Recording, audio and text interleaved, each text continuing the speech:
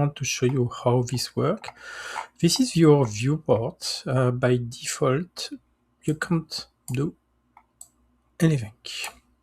So the first thing you have to do is to use a correct and distortion. So one of the main goals is to try to correct any distortion from any photographies you can have made from your sketchbook. You will notice there is one single and one split pages, and I will show you an example with split pages. So you have this box. This box is bounded and can't go further than the edge.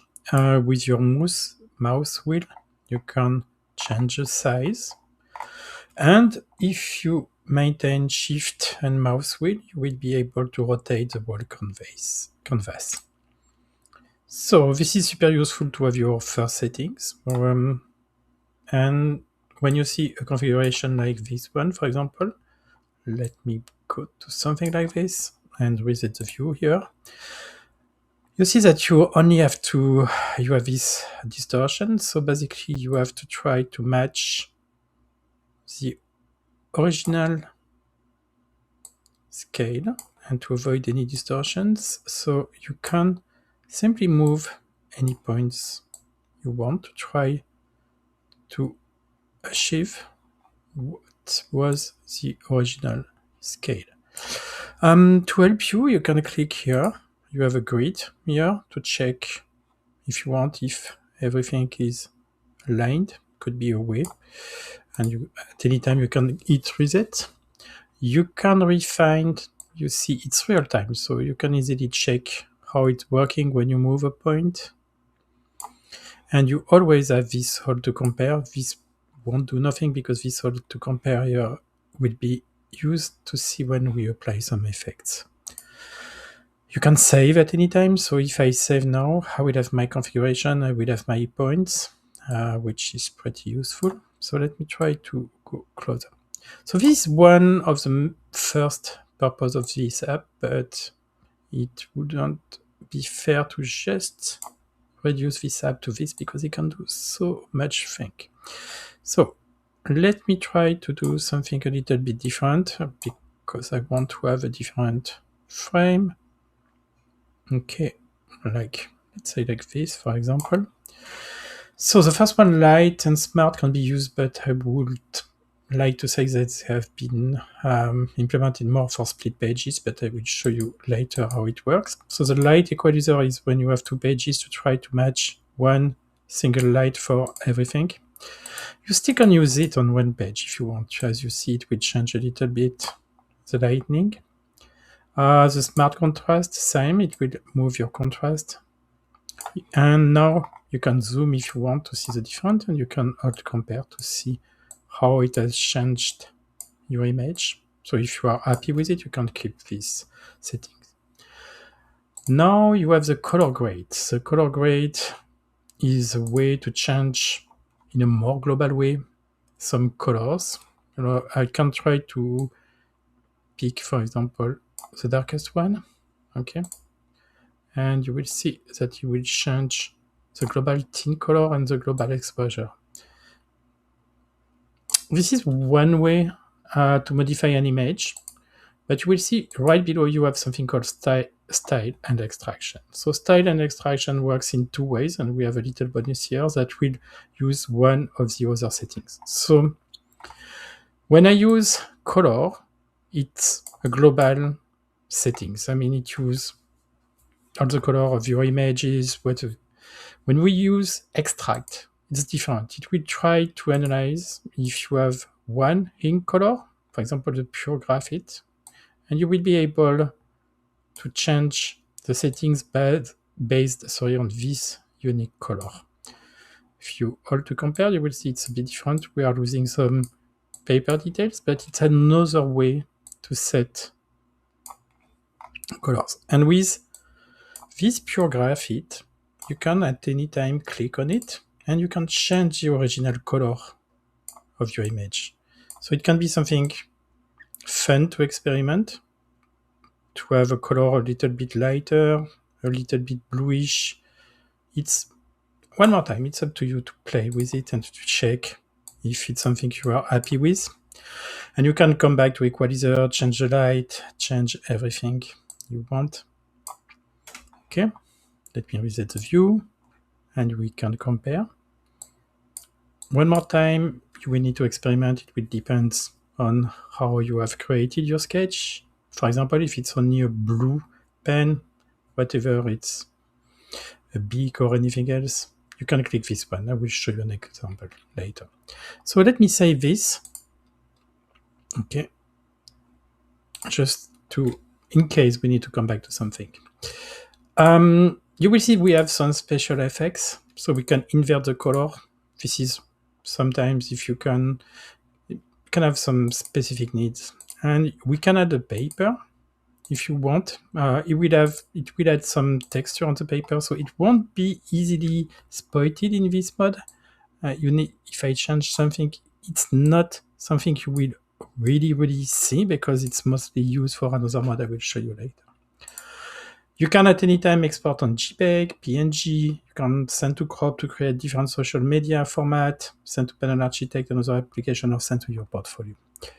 Let me go back to the reset view. Okay. So, if you want, you can also change the ratio of your image in case you want to work, for example, for a square format, or if you want to work for a story for Instagram, you can have these different presets. Let me go back here. Let's keep the story one. I mean, it can be used also for a reel. So let me save again. Okay. And now I will show you this very special mode. So you can extract this image, you can send it to another application. I already said this, I know. But you can also go here. And I mean, I can switch from one mode to the other. It will keep everything in memory. And you can have this mode. So this mode is a 3D mapping of your image in a paper.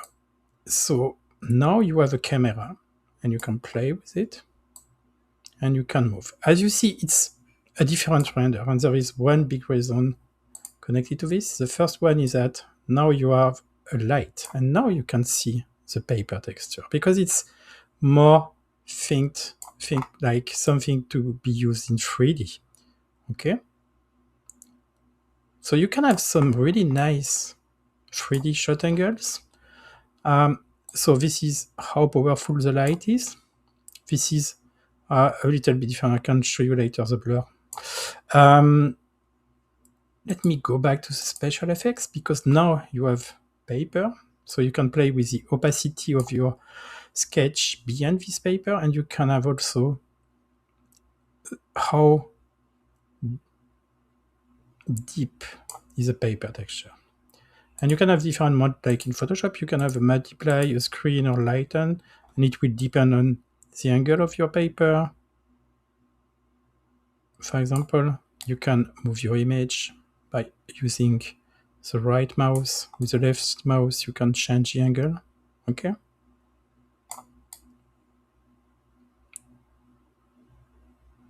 I was talking about the blur. So now I can show you the blur. So if I go back to my lens, let me add a very strong blur, so at least you can see it, and you can see how it can propagate. And you can see also you can change the angle. And let me decrease this. You can also just click on and use your mouse wheel. And you can change the focus. You have this little thing, and you can say that your focus is here, so the blur will move, as you can see. Okay. Same, your camera angle. So you can experiment with this, and you can have some really nice results. Okay.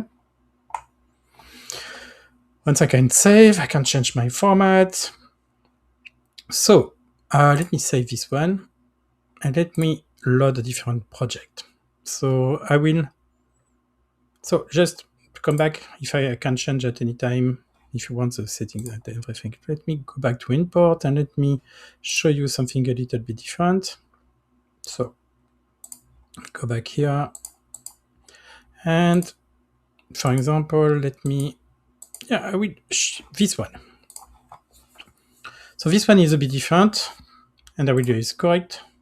Okay, I think it still has the studio effects. I don't have use this, and I will move. Let me check if I have my light and smart. Okay.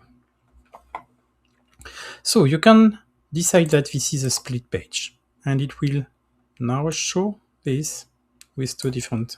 So you can try to mimic the exact same results as what you have, or you can, if you want, have fun and have something totally different. So you can try to replicate your sketch, or you can try to have something different. Control Z, undo redo is working for sure. If I want, let me do this, try to. Okay.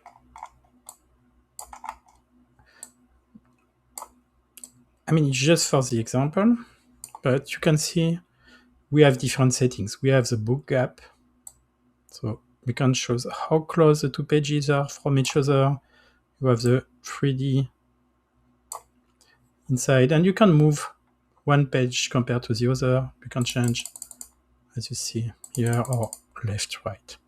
So this is a different mode, and you can also play, and you can also have one single image, and you can dispatch it in two different places. So let me save this. Okay, let me go to my library, load this. It just, I mean, if you want to experiment, another example I had made. So this was a different example, but I can, if I want, go back to color mode. Okay, this is a single page, but I can split it if I want, and I can have some fun and create a notebook that doesn't really exist. A very different format from what I had. Okay. Let me revert. Okay. And now let me show you what you can do. So you can send to your portfolio if you want to build a portfolio with IAMAG, and you can, for example, send to crop. If you send to crop, this image will be sent. You see, it will take sometimes, depending on the original resolution of the image, and it will send this image to Smart to Crop.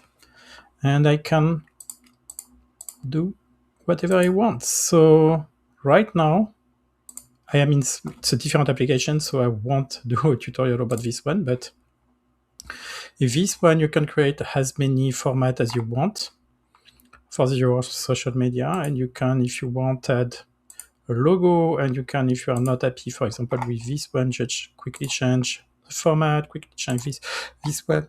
You have tons of settings. I mean, I won't go through every settings I have, but this is a super fast way to create whole images for your social media. So it was a bit more difficult because of the original format for this one, but sometimes it's just super easy, and you can see each time how you have the blue square here, and you see how it has, what part of the original image has been used.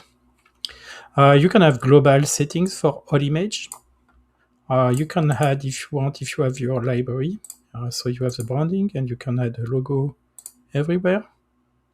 You can decide what the general location of this logo, and if you want to change it only for one, sorry, I move the images, I can just click edit logo and move only for this one. And if you are happy with the result, you can just download whole images, and you will have a full package of social media images created from your first image.